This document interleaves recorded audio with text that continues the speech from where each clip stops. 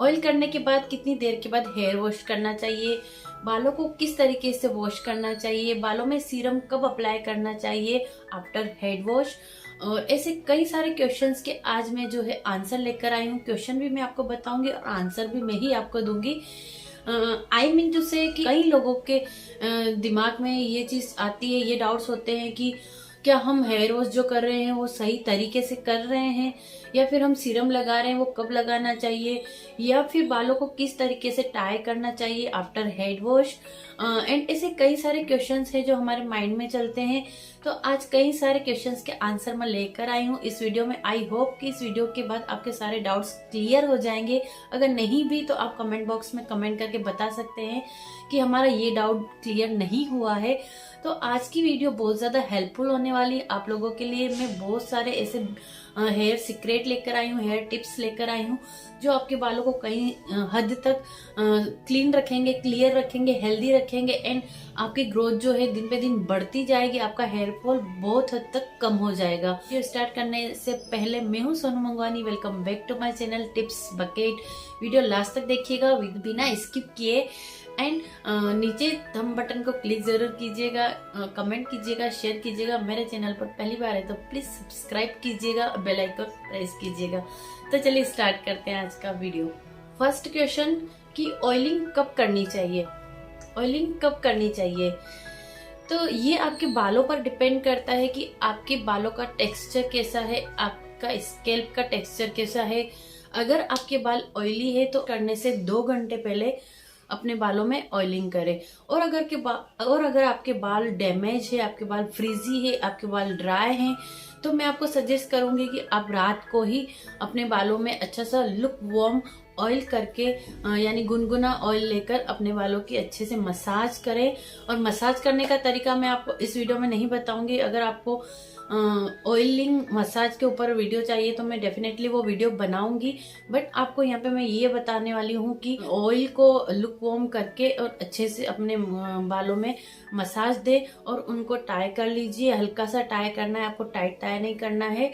और उसके बाद सुबह आप मॉर्निंग में हेड वॉश कर सकते हैं। सेकेंड यानी हेयर वॉश करने का बेस्ट तरीका कौन सा है और सही तरीका कौन सा है हेयर वॉश करने का।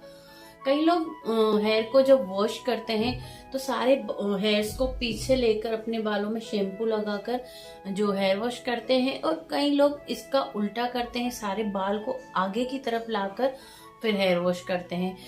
तो इन दोनों में इतना कोई डिफरेंस नहीं है, बट कई डॉक्टर ये सजेस्ट करते हैं कि जिन लोगों की स्किन ऑयली होती है या जिन लोगों की स्किन सेंसिटिव होती है, जिनको ब्लैक हेड्स, वाइट हेड्स या छोटे छोटे से दाने फेस पर होते हैं, उनको डॉक्टर ये सजेस्ट करते हैं कि आप अपने हेयर्स को पीछे की साइड वॉश करें। क्योंकि कई लोगों की स्किन अगर ऑयली है तो उनका स्कैल्प हेड स्कैल्प भी ऑयली होता है और उसमें जो डैंड्रफ जमा होता है, और वो जब हम हेड वॉश करते हैं तो वो सारा स्कैल्प गिरता है और गिरने की वजह से वो स्कैल्प अपने फेस पर, शोल्डर पर भी गिरता है। तो वो वजह होती है एक कि आपके फेस पर छोटे छोटे से दाने या पिंपल्स हो जाते हैं। तो यहाँ पर मैं सजेस्ट करूंगी कि आप जितना हो सके अपने बालों को पीछे की तरह रख के फिर हेयर वॉश करें। थर्ड क्वेरी ये होती है कि शैम्पू की क्वांटिटी कितनी होनी चाहिए। तो कई लोग ये सोचते हैं कि बालों की लेंथ पर डिपेंड करता है कि शैम्पू की क्वांटिटी कितनी होनी चाहिए, लेकिन ये चीज बिल्कुल गलत है गाइस। शैम्पू की क्वांटिटी आपके स्कैल्प पर डिपेंड करती है, ना कि आपके हेयर लेंथ के ऊपर। और स्कैल्प सेम ही होता है, चाहे वो मैन हो चाहे वुमन हो। तो मैं यहाँ पर आपको कहूंगी कि आप अगर शैम्पू यूज कर रहे हैं तो पंप वाली बोतल से अगर आप निकाल रहे हैं तो 4 से 5 बार उस पंप को पुश करके आप शैम्पू लीजिए और फिर उस शैम्पू का यूज कीजिए अपने स्कैल्प पर। शैम्पू हमेशा स्कैल्प पर लगाया जाता है, ना कि लेंथ पर लगाया जाता है। तो आप जब भी शैम्पू कर रहे हैं उसको अपने स्कैल्प पर लगाइए, मसाज कीजिए और उससे जो झाग बनेगी वही झाग आपकी लेंथ में जाएगी और आपकी लेंथ में ही उसे आपको अप्लाई करना है। लेंथ के लिए आपको अलग से शैम्पू लेने की जरूरत नहीं है। तो ये चीज़ कई लोगों के माइंड में होती है कि शैम्पू हमेशा बालों की लेंथ पर डिपेंड करता है, जितने बड़े बाल होते हैं उतना शैम्पू हमें यूज़ करना होता है। तो ये चीज़ बिल्कुल गलत है, आप स्कैल्प के हिसाब से ही शैम्पू की क्वांटिटी लीजिए। अब है नेक्स्ट 4th क्वेरी कि बालों को किस एंगल से वॉश करना चाहिए, यानी कि हमारे फिंगर्स से हम जब हमारे हेड में मसाज करते हैं शैम्पू की टाइम पर, तो हमारा एंगल क्या होना चाहिए, जिगजैग होना चाहिए या फिंगर से सर्कुलर मोशन में होना चाहिए, या किस तरीके से जो है हमारे हेयर को हम वॉश करें। तो कई लोग जो है शैम्पू डालकर पूरे बालों को एक साथ मिक्स करके मसाज देते हैं, वो बिल्कुल गलत है। उससे आपके बाल और ज्यादा उलझेंगे, आपके बाल जड़ से टूटेंगे, आपके बाल बहुत ज्यादा डैमेज हो जाएंगे। तो आपको जब शैम्पू यूज करना है तो शैम्पू सबसे पहले मैं आपको बता दूं कि कई लोग डायरेक्ट शैम्पू का यूज करते हैं, हाथ में लेकर अपने बालों में अप्लाई कर लेते हैं। अब हमेशा शैम्पू को एक मग में पानी लेकर उसमें उसको अच्छे से झाग बनाकर फिर यूज कीजिए। सेकेंड चीज, जब आप उस शैम्पू को अपने बालों में डालते हैं तब आप उंगलियों की हेल्प से धीरे धीरे इस तरीके से पीछे की साइड और स्कैल्प में बस हल्की हल्की फिंगर टिप से मसाज कीजिए और अपने बालों को वॉश कीजिए। आपके बालों में इतनी गंदगी नहीं होती है कि आपको इतनी मेहनत करनी पड़ती है। आज के टाइम में हेयर वॉश बहुत जल्दी जल्दी ही किया जाता है या बहुत जल्दी जल्दी लोग कर रहे हैं, क्योंकि पोल्यूशन की वजह से बाल डैमेज हो जाते हैं और बालों में जो पसीना हो जाता है उसमें ऑयल जमा होता है, हमारे स्कैल्प में ऑयल में फिर धूल मिट्टी जमा होती है, तो ये गंदगी लेकर हम सो नहीं सकते। तो मैं सजेस्ट करूंगी आपको कि आप हफ्ते में 2 से 3 बार, या कई लोग अगर रोज भी कर रहे हैं तो कोई दिक्कत की बात नहीं। अगर आपके बाल खराब है तो आप हेयर वॉश जरूर कीजिए। तो करने का तरीका मैंने आपको बताया कि आपको फिंगर टिप्स की हेल्प से अच्छे से पीछे की साइड आगे की साइड मसाज करनी है, फिर वो जो शैम्पू की झाग है पानी है वो खुद ही लेयर में जाएगा और निकलेगा। तो ये तरीका होता है हेयर वॉश करने का। कई लोगों की थिंकिंग ये भी होती है कि जिस शैम्पू में झाग होती है, यानी कि अगर बहुत सारी झाग हो रही है और जब तक बालों में झाग नहीं हो रही है तब तक आपको शैम्पू अप्लाई करना है, ये सरासर गलत है। मैं यहाँ पर आपको बताऊंगी कि बहुत सारी ऐसी ब्रांड होती है, बहुत सारी ऐसी कंपनी होती है जिनके शैम्पू में बिल्कुल भी झाग नहीं होती है, या कोई DIY शैम्पू होते हैं, बहुत सारे DIY शैम्पू होते हैं उनमें भी झाग नहीं होती है।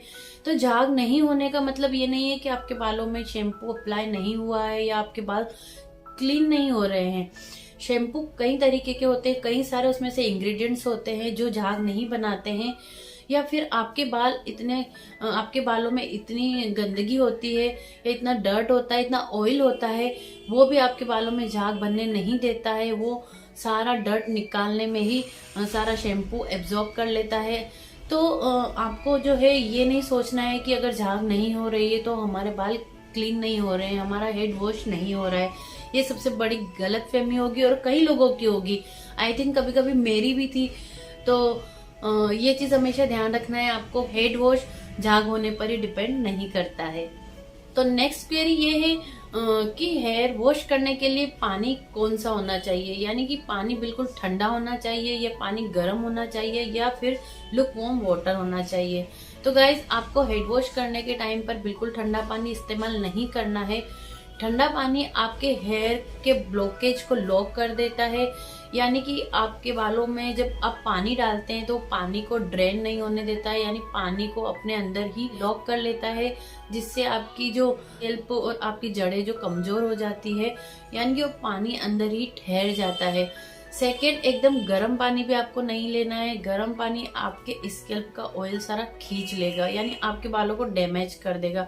तो आपको लेना है लुकवार्म वाटर, यानी कि गुनगुना पानी, वो आपके बालों के लिए बहुत अच्छा है। आप सिर्फ लुकवार्म वाटर की एक बाल्टी या बकेट लीजिए, उसमें अपने बालों को डिप करके थोड़ी देर रख लीजिए, आपको बहुत ज्यादा रिलीफ मिलने वाला है। क्वेरी कि बालों में कंडीशनर लगाएं कि नहीं लगाएं, बालों में कंडीशनर कितनी देर तक रखना चाहिए, कंडीशनर बालों की लेंथ पर लगाना चाहिए या स्कैल्प पर लगाना चाहिए। तो गाइस, सबसे पहले मैं यहाँ पर बता दूं आपको, कंडीशनर आपको रोज नहीं करना है। कंडीशनर आपको अगर नीड है तो आप कंडीशनर को हफ्ते में 1 बार कीजिए। कंडीशनर बालों में मॉइस्चराइजिंग करता है और जिनके बाल ऑयली है तो वो बालों में और ज्यादा डबल ऑयल लेके आएगा। कंडीशनर जो है हफ्ते में एक बार यूज करना है। और कई बार आप सोचते हैं कि सैलून में कंडीशनर या ये प्रोटीन वगैरह लगाकर बहुत देर तक छोड़ देते हैं, तो हम घर पर कंडीशनर लगाकर कई लोग 15-15, 20-20 मिनट तक जो है कंडीशनर को बालों में लगाकर छोड़ देते हैं। वो बिल्कुल गलत है गाइस, वो बिल्कुल गलत होता है। आपको कंडीशनर सिर्फ 3 से 5 मिनट के बीच में रखना है अपने बालों में और अपने बालों को वॉश कर लेना है। कंडीशनर ज्यादा देर अपने बालों में आपको नहीं रखना है, वो एकदम ओवर सॉफ्टनेस दे देता है बालों में, जो कि बालों के लिए सही नहीं होता है। उस टाइम के लिए आपको शायद बहुत अच्छा लगे, लेकिन वो धीरे धीरे आपके बालों को खराब ही करेगा। कंडीशनर हमेशा लेंथ में लगाना है, बालों के ऊपर लगाना है, ना कि स्कैल्प में लगाना है। शैम्पू हमेशा स्कैल्प में करना चाहिए और कंडीशनर हमेशा बालों की लेंथ पर लगाना चाहिए। तो ये था कंडीशनर लगाने का तरीका और कितनी देर कंडीशनर को बालों में रखना चाहिए और कब कब कंडीशनर करना चाहिए। तो अब नेक्स्ट क्वेरी आती है। नेक्स्ट क्वेरी आपकी ये है कि बालों को वॉश कर आफ्टर वॉश बालों को किस तरीके से टाल से टाई करें और कौन सा टाल यूज करें। तो आफ्टर हेयर वॉश आप कॉटन का टाल यूज करें। और अगर आपके बाल बहुत ज्यादा पतले हैं, आपके बाल बहुत ज्यादा टूटते हैं, बहुत हल्के बाल जिनके होते हैं, तो उनके लिए माइक्रोफाइबर टाल भी वो यूज कर सकते हैं। माइक्रोफाइबर टाल भी बहुत अच्छा होता है, तो वो उस टाल का यूज कर सकते हैं, वो भी अच्छा होता है।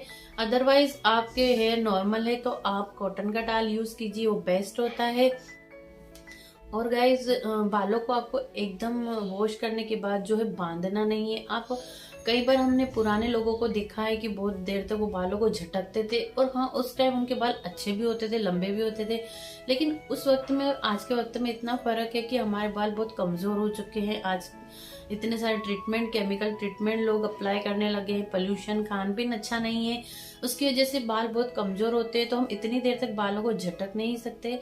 तो आपको क्या करना है, सिंपली आफ्टर हेड वॉश अपने बालों को हल्के हाथों से टाई करके उनका पानी सुखाना है, धीरे धीरे उनको पोंछना है और फिर उनको खुला ही छोड़ देना है। तो ये तरीका है। अगर आप वो बांध के रखना चाहते हैं, पगड़ी की तरह जो बांधे जाते हैं बालों को, तो आप वो कर सकते हैं, लेकिन 2 या 5 मिनट के लिए, और वो भी बिल्कुल हल्के तरीके से। आपको एकदम खींच के नहीं बांधना है। आप कई बार देखते हैं बालों को खींच के बांधने से लाइंस बन जाती है, यहाँ पर एक खालीपन सा आ जाता है, हमारा हेड बड़ा हो जाता है। तो ये इसी कारण होता है कि बालों को टाइट बांधना या बालों को खींचकर टाल से बांधना है, पोनीटेल से बांधना। तो आप बस उसको उस टाइम के लिए आप बालों को थोड़ी देर के लिए टाल कर सकते हैं, टाई कर सकते हैं। उसके बाद उनको खोल के हल्के हाथों से आपको पोंछना है, ना कि उनको झटकना है। इस तरीके से आपको छोड़ देना है। नेक्स्ट क्वेरी ये है कि बालों में कंघा कब करें, गीले बालों में करें या सेमी गीले बालों में करें, या बालों को सूखने के बाद करें। तो आपको कभी भी कॉम्ब बिल्कुल गीले बालों में नहीं करना है, वो बालों को तोड़ेगा। और सेकेंडली, ना ही आपको एकदम सूखे बालों में जो है कॉम्ब करना है। आपको हमेशा सेमी गीले बालों में, सेमी वेट बालों में ही आपको जो है कॉम्ब करना होता है। वो आपके लिए बिल्कुल परफेक्ट टाइम होता है हेयर कॉम्ब करने का। नेक्स्ट एंड लास्ट क्वेरी जो है वो है बालों में सीरम कब अप्लाई करें। सीरम अप्लाई करने का भी एक टाइम होता है। कई लोग हेड वॉश बालों को बिल्कुल ड्राई करके यूज करते हैं, जो कि सीरम आपके बालों में बिल्कुल भी अपना वर्क नहीं करता है। कई लोग सीरम बिल्कुल गीले बालों में करते हैं, एकदम हेड वॉश करने के बाद ही तुरंत सीरम अप्लाई कर लेते हैं, जो कि पानी के साथ बह जाता है। पानी के साथ उसका कोई भी रिएक्शन नहीं होता है। आपको हमेशा सीरम सेमी गीले बालों में ही करना है। जब आपके बाल थोड़े सूख जाए तब, थोड़े सूखने का मतलब यानी आपके बालों में से जो पानी बहता है वो पानी बंद हो जाए, आपके बाल भले हल्के गीले हो, उस टाइम आपको सीरम अच्छे से अप्लाई करना है अपने बालों में और छोड़ देना है। ये तरीका बेस्ट है और इस टाइम पे आपको जो है हेयर सीरम करना चाहिए। आई होप गाइस मैंने जो भी क्वेरीज किए, आंसर्स किए हैं, आपको पसंद आए होंगे। आपके कई डाउट्स क्लियर हुए होंगे, कई डाउट्स आपके क्लियर हुए होंगे। तो अगर वीडियो पसंद आती है, मेरी मेहनत पसंद आती है, तो please do like and subscribe and comment and share. और गाइज ऐसे वीडियोस के साथ फिर मिलेंगे, और भी अच्छे अच्छे वीडियो लेकर आऊँगी मैं। तब तक के लिए बाय बाय।